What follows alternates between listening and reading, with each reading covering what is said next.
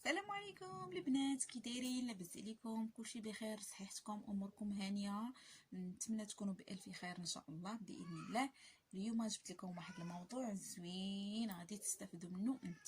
نتمنى كلشي اللي كيتفرج فيا يستافد من هذا الفيديو هذا، حيت انا هذا الفيديو جبته لكم كنعيشوه بزاف هاد المرضى ديال هاد لاغريب وهاد الجو اللي كاين دابا كيتبدل بزاف والناس عندهم هذا المشكل هذا.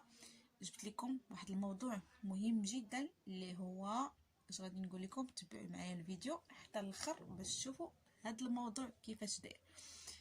الموضوع اللي هو ديالنا هو انواع ديال الكحه. كتكون عندنا الكحه وحنا ما كنعرفوش الكحه واش النوع الاول ولا الثاني ولا الثالث، حيت فيهم انواع. انا غادي نطرق لهم من في هذا الفيديو ان شاء الله باذن الله. الموضوع ديالنا هو الكحه، ولكن تبعوا معايا حتى الاخر، يعني غادي تشوفوا هذا الفيديو حتى الاخر باش تشوفوا انواع ديال الكحه، باش لا قدر الله تصبتي بالكحه تعرفي شنو النوع ديال الكحه اللي عندك.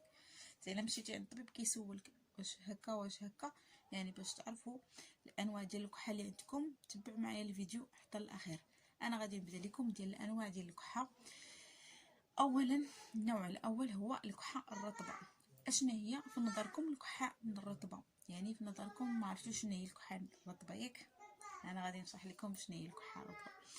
الكحه الرطبه هي اللي فيها تنخيمه، يعني كنتنخمو، كتكون عندنا ديك التنخيمه، اما تنخيمه بيضاء ولا خضراء، المهم كتكون تنخيمه. هادشي اللي بغيت تعرفوا هي الكحه الرطبه. ملي كيجي عندنا شي واحد كيكون كيقول لك عطيني شي صيغه ولا شي حاجه ديال الكحه، كتسولوا واش عندك الكحه ناشفه ولا عامره ولا لا. العامره هي الكحه الرطبه، هي اللي فيها التنخيمه. كما كتعرفوا معايا هاد الكحه العامره او الرطبه يعني كتجي من سبب من اسباب، اما نزله البرد ولا شي عدوى ديال الانفلونزا ولا التهاب الشعاب الهوائيه، ولا الناس بزاف اللي كيدخنوا، اللي عندهم كارو كيدخنوا، هادو كتكون عندهم هاد الكحه الرطبه. وندوزو للنوع الثاني ديال الكحه اللي هو الكحه الجافه. الكحه الجافه هي الناشفه، يعني كتكح وكتحس بالقرجوطه ديالك ناشفه، كتحس بالحلق ديالك ناشف، يعني القرجوطه هي الحلق، وكتحس بالصدر ديالك كيتزير، يعني كتكح ما كاين اللي تخرج. هذيك هي الكحه الناشفه. والكحه الناشفه في الغالب الاحيان هي التي ما كتحتويش على تنخيمه، ما فيهاش تنخيمه. باش تعرفوا الكحه الناشفه شنو هو الفرق بين الكحه الناشفه والعامره. العامره هي اللي قلنا اللي فيها تنخيمه، والكحه الناشفه هي اللي ما فيهاش تنخيمه. والسبب ديال الكحه الناشفه كاين بزاف هاد الاسباب اللي غادي نطرق ليهم. اولا كتسبب لنا هاد الكحه ناشفه الا كانت فينا، كتسبب لنا بزاف تهيج ديال الحلق، كيكون الحلق مجروح، كيكون الحلق ديالك مجروح بزاف. والاسباب ديالها اما كتكون عندنا الحساسيه ولا كتكون عندنا الضيقه. ملي كتكون الحساسيه كتسبب لنا هاد الكحه ناشفه، وكتسبب لنا في ضيق تنفس في الصدر، وممكن يتعلق الامر بحساسيه الصدر او الاصابه بالربو. يعني ممكن تكون غير الحساسيه عاديه ولا تكون الضيقه.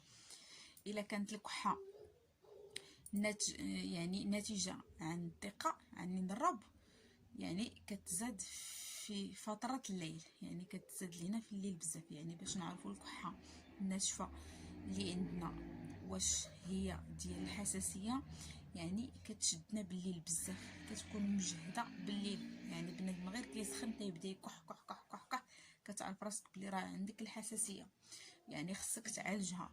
ولا ملي كنكون درنا شي مجهود، مثلا تمشينا بزاف ولا جرينا شويه، كيكون عندنا هذا المشكل ديال كتبدا الكحه كتهيج عليك. هذا هما الاسباب ديال الكحه ناشفه. باش نعرفوا بلي عندنا الكحه ناشفه كيكونوا هاد الاسباب هادو، وان شاء الله يكون خير. يعني اللي عنده الكحه ناشفه كيحس براسو الصدر ديالو كيتزير عليه وكيكون عنده الضيق ديال التنفس، ما عليه الا يمشي عند الطبيب ضروري. باش يعالجها قبل ما تولي الدقه وتولي كدير الروابط. وهذا من الاحسن الواحد يعالجها من الاول. هادشي اللي بغيت نقول لكم. والكحه باش نعرفوا عاوتاني واحد النوع ديال الكحه. كاين الكحه اللي كتكون عندنا جافه في الاول، كتكون في البدايه ديال الرواح ديال نزله البرد، كيكون شويه ديال السيلان ديال الميت، ومن بعد كتولي عندنا شويه ديال الكحه ناشفه شويه وما كنعالجوهاش. ملي ما كنعالجوهاش كتولي كحه عامره، كتولي عندنا تنخيمه. وهاد الكحه هادي ممكن ان تكون جافه في البدايه، يعني كما قلت لكم تكون جافه في البدايه ومن بعد كتحول الكحه رطبه يعني عامره، اما مع التنخيمه خضراء ولا مع التنخيمه بيضاء كما كنقول لكم.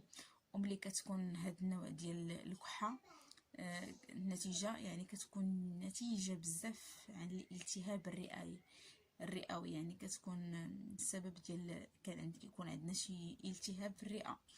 وملي كيكون عندنا هاد الالتهاب في الرئه كيكونوا الاعراض.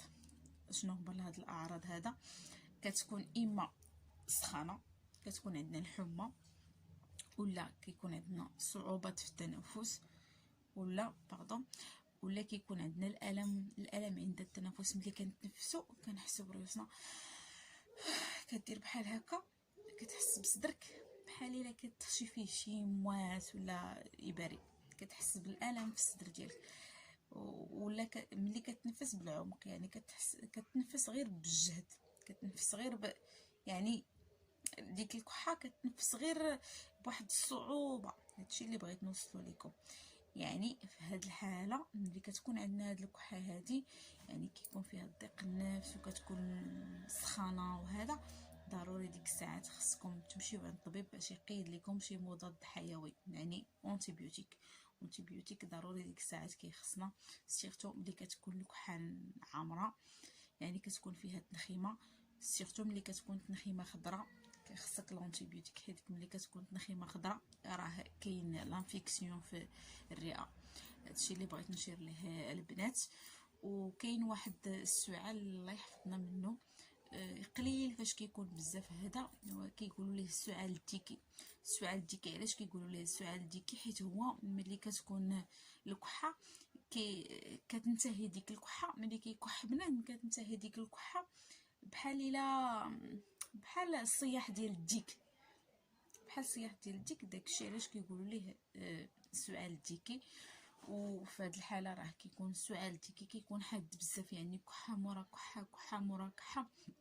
كيكون اصعب كحه هي ديال السؤال الديكي، حيت هي كتكون حاده بزاف، يعني كحه مورا كحه، كحه مورا كحه، وحتى كتحس بصدرك كيضرك. وهذا داكشي علاش انا اللي ننصحكم بها هي الكحه ما تعملوهاش. كاين الناس اللي كيهملوا الكحه كيبداو يديروا يعني ما كيهملوها.